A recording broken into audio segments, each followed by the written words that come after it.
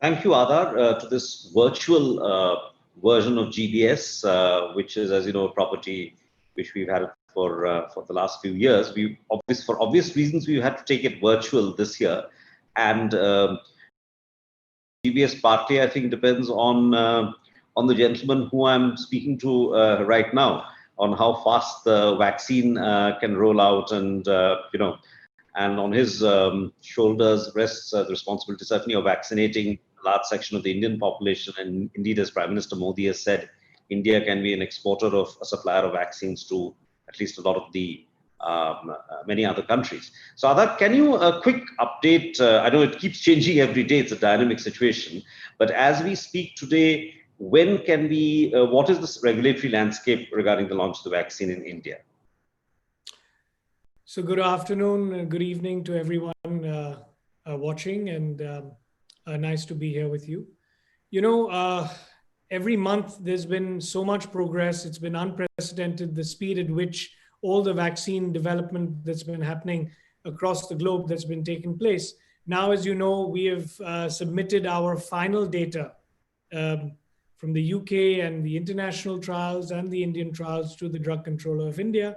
Now the ball, as they say, is in their court, and we're just awaiting for their review, which is ongoing at the moment. So I won't go into a lot of detail there, but this normally takes 1 or 2 weeks. So we're hoping by the end of this month, we get the emergency use licensure. But just to clarify, that'll mean that you can use the vaccine in a limited group of people only, which is your elderly, your frontline workers, all of that. And then when the final licensure comes in about maybe 2 months after that, it'll be available to the rest of the public. So I think we need to just manage everyone's expectations that way. Right.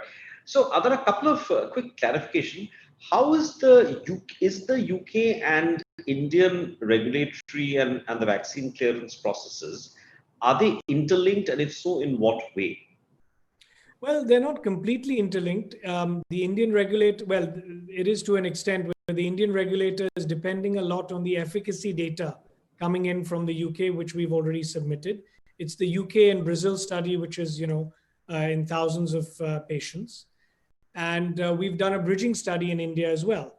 So when you combine both of them together, you demonstrate that your trial in India has demonstrated that your vaccine is the same, it's equivalent, and as effective and safe, of course, so that we've injected patients in India also to prove additional safety.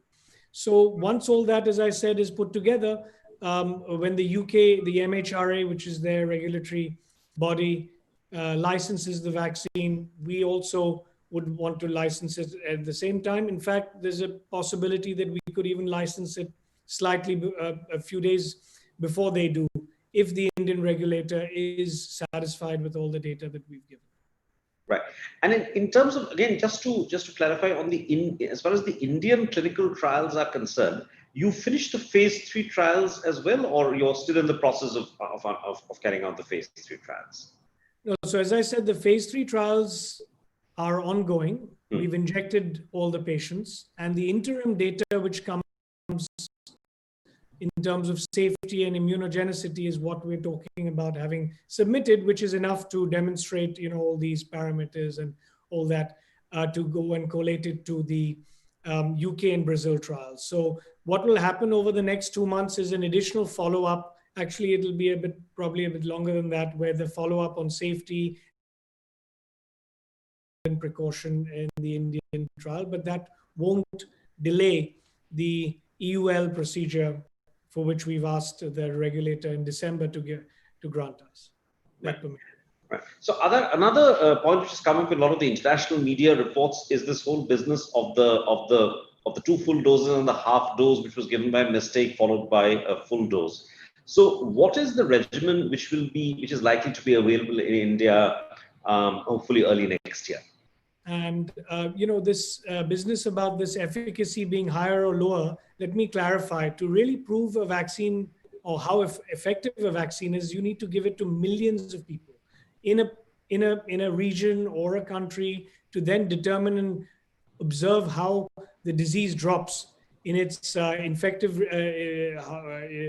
infections it causes and the severity of hospitalizations it causes. Now, our vaccine, the Oxford AstraZeneca one, has proven that there's been 0 hospitalizations in the vaccinated arm, which is a very, very good sign.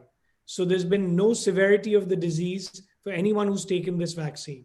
Whereas the other companies, Pfizer, Moderna, and so many others, when they do their trials, they don't even test the patients to see if they have coronavirus or not, which Oxford and AstraZeneca has done on a weekly basis. So if you imagine that you vaccinated a group of people and they could be asymptomatic carriers of the disease, but because you're not testing them in the trial, you don't really know what that level is. And so they've just said it's 95% effective in everyone who shows symptoms, So it's a little bit skewed. So that's why we really have to wait for millions of people to be vaccinated with all these different vaccines, and then we can really decide and conclude how effective which vaccine is, and was it 70%, 90%, or whatever.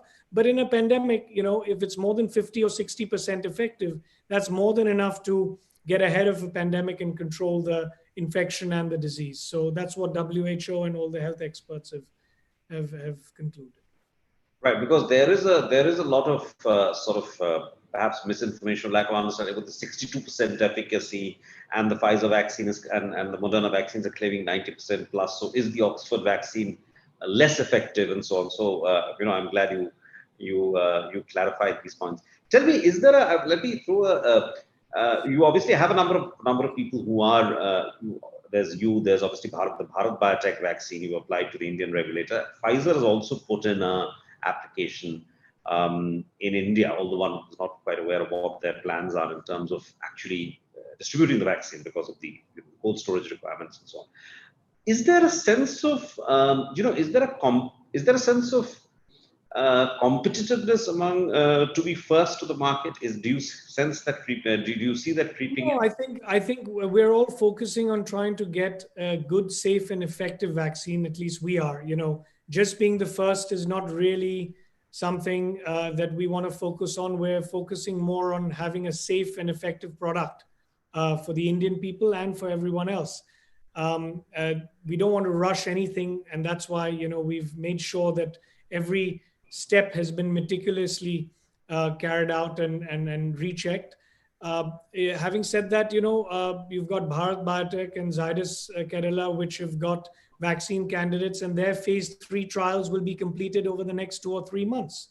So whether the regulator just gives them a permission at the moment, this month, just based on safety, is up to them. But I think to prove that a vaccine is effective, you really need to wait for the phase 3 efficacy data to be completed. And I think their efficacy data should be probably done in the next 2 or 3 months. With regards to Pfizer, it's a vaccine that India can never take because of the storage conditions and, of course, the affordability and price. We've brought our prices down to 250 rupees for the government and a few hundred rupees for the private market eventually when the vaccine will be available in 3 months. But if you look at the Pfizer and Moderna products, they're more than $20 per dose.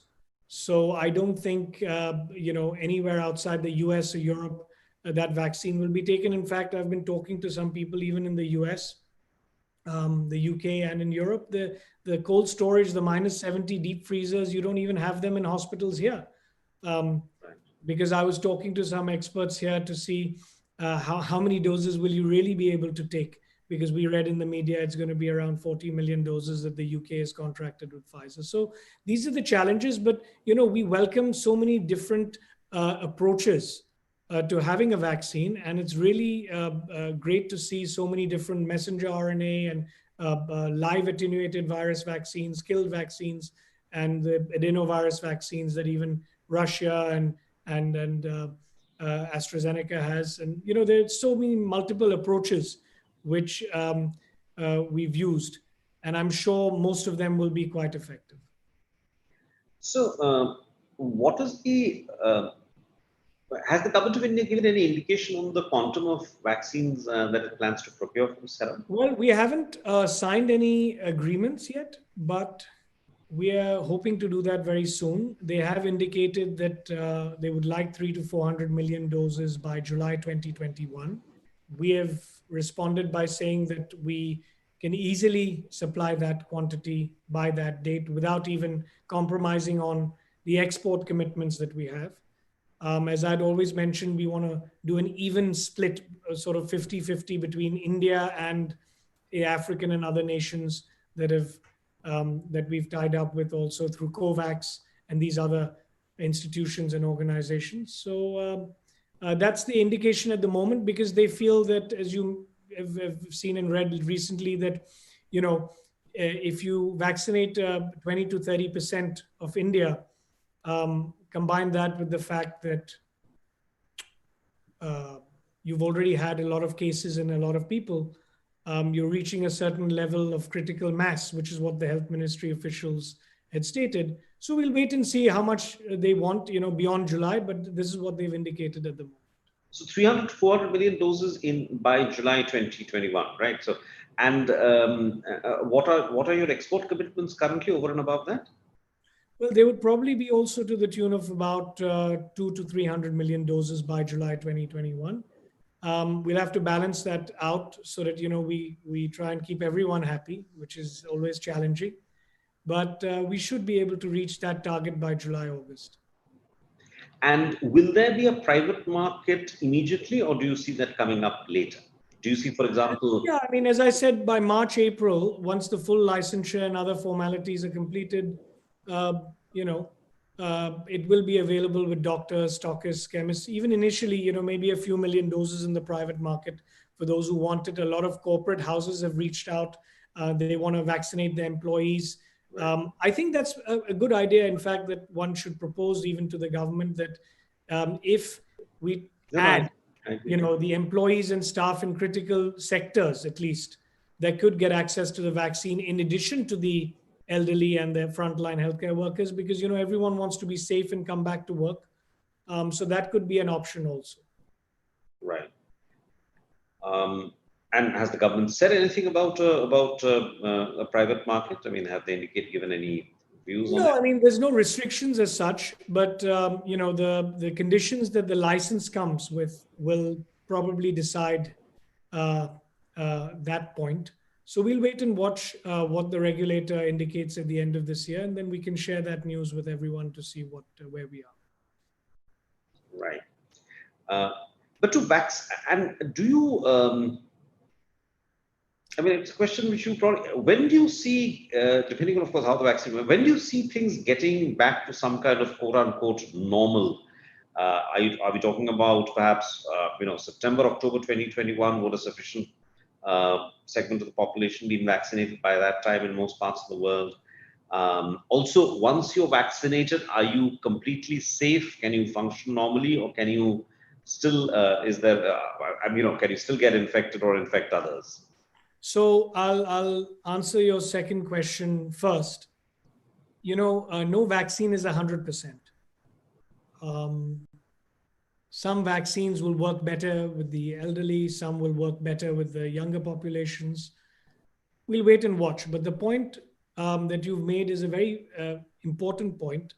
We shouldn't all take the vaccine, for example, and then run around without precautions. This is very, very important. We should still exercise and maintain whatever social distancing and masks and whatever we can do, because, some people may be vaccinated, but as you rightly mentioned, they would be completely asymptomatic. They themselves wouldn't know if they're infected, and they could infect others. Now, this is what we call sterilizing immunity. Most vaccines, if you look at the traditional vaccines like measles and so many other very good, powerful vaccines, create sterilizing immunity, which means that if you take the vaccine, you won't get the disease, and neither will you be able to infect others. It is too soon to tell how effective the sterilizing immunity is with these new vaccines. We'll have to wait and see. Time will tell.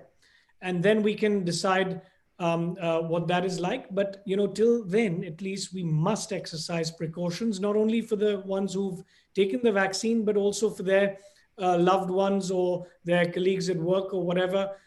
You don't want to feel safe and then go and infect others just because you've taken the vaccine. So we must still exercise all precautions. And to answer the first part of your question, I think once at least 20-30% of India gets the vaccine, and similarly in other parts of the world, I think the confidence itself, as you've seen, even in the stock markets, you've seen the confidence coming back and the sentiments coming back, because people now know that there are multiple vaccines and solutions that are working on this disease. If you just go back 3 or 4 months ago, nobody knew when, if at all, any solution or vaccine would be available. So that panic and that sort of situation was really destroying demand and sentiments across the globe. And now you've already seen that coming back. So to answer that, I think you're right. September, October of next year would be a good bet, I hope, where enough vaccine and confidence is there in people across the globe to get back to completely being normal, how we were before this pandemic. What is the state of play regarding the vaccine candidate developing with Novavax? Well, that's about a month or two behind AstraZeneca. They will also unblind their studies and their efficacy trials, I think, in another month or so.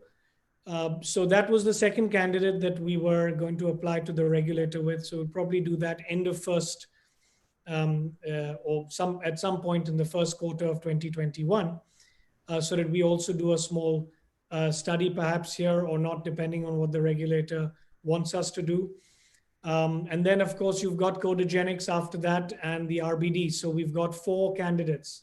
So almost every quarter in 2021, we hope to complete phase 3 studies and launch a new vaccine. And that's because we don't know which vaccines will be the best. We don't know which ones will protect you for the long term, and what will be, the duration of the antibodies that you have from these vaccines and the long-term T-cell, B-cell responses. So that's why we've got all these different vaccines coming about. And then maybe in about a year's time, once we see all that data, we'll probably converge towards making more of 1 or 2.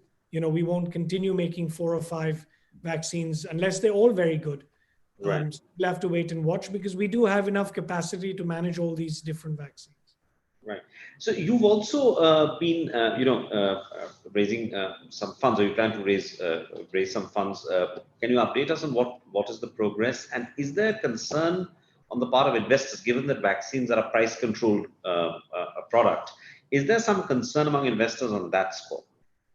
No, not at all. In fact, investors recognize that this niche industry is of course now a major area to invest in, because of the opportunities and future pandemics that will probably keep coming. So it's a great area for investors to look at. To answer the first part of your question, we initially had talked to multiple funds and sovereign funds and private equity funds, because we needed around $850 million, of which we put in 250, now about 270 of our own. And then, of course, we had a deal with the Bill and Melinda Gates Foundation, where they gave another $300 million to us. So between that and a few other countries which started giving us advances for the vaccine procurement, we've come very close to the funding that we need to manage all these 4 vaccines in terms of the CapEx, the OpEx, and all the other investments that we need to make in manpower and other things. So for now, we've put off and sort of just kept that discussion on hold. And then we'll wait and see, maybe in 3 or 4 months, if we need to relook at that. But at the moment, we've kept that off because of these 2 other avenues we found of non-dilutive funding to be able to manage the projects. Right. Would you eventually list the company? Well, we were always toying with that idea, but then we realized that we're in such an area that if you're trying to run a business in a philanthropic manner, perhaps listing, unless we really, really need the funds, might not make sense. Because even if you look at the decisions I made in March, April, if I was a listed entity, my stock price would have probably tanked. If I had shareholders, other stakeholders would have questioned me, or probably even stopped me from making the kind of investments and bets I was making early on. I went under a lot of criticism at that time, saying that why are you investing so much? What are you doing? What is the logic of this? Um, and so many other factors, instead of just waiting till this moment where we know vaccines work and then investing. But then, of course, we'd be 1 year behind what we are today, and countless lives could be lost or opportunities could have been missed. So, being privately listed has given us that flexibility to be able to decide on these kind of things. So I think at the moment, to answer that, we'll probably not list the company, at least for a few years, unless there's some other overwhelming reason to do so. Right. I mean, asked to wind up, but I'll slip in one quick question. So just to be clear, just to go back to the beginning of the conversation. So are you saying that let's say by January that is the next month, you could see vaccination, that is the physical act of vaccination, roll out in India? Absolutely. I would be very surprised if we didn't start that by January, because everything's been submitted. The data looks good. Unless there's some major hiccup somewhere, which I don't foresee, I don't like to say anything is 100%. But now we've done everything that we could have in record time to get all this data out. Stockpile the product, so we have millions of doses. And that's just what I'd promised, that by the end of the year we'd be here, despite there were a few pauses in the trials and things. But we brought back the time that we lost. We lost almost a month, when there was that controversy with those trial patients, and everything was concluded by the regulators and everyone that there was no vaccine related incident, which I was also very relieved to hear about. And then we did a few more things to make up that lost time. Right. Okay, I think we've run out of time. Thank you so much, Adar, for these very comprehensive responses to these questions. Let me now hand the session back to our host. Thank you. Pleasure. Thank you. Thank you, Adar.